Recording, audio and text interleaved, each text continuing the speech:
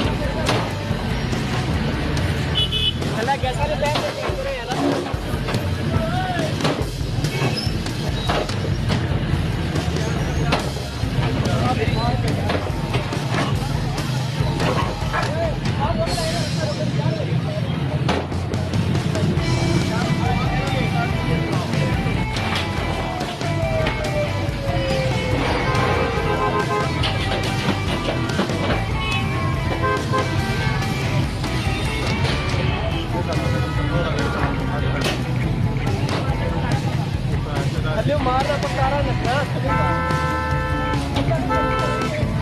ਇਹ ਲੇਟ ਹੋ ਗਈ ਹੈ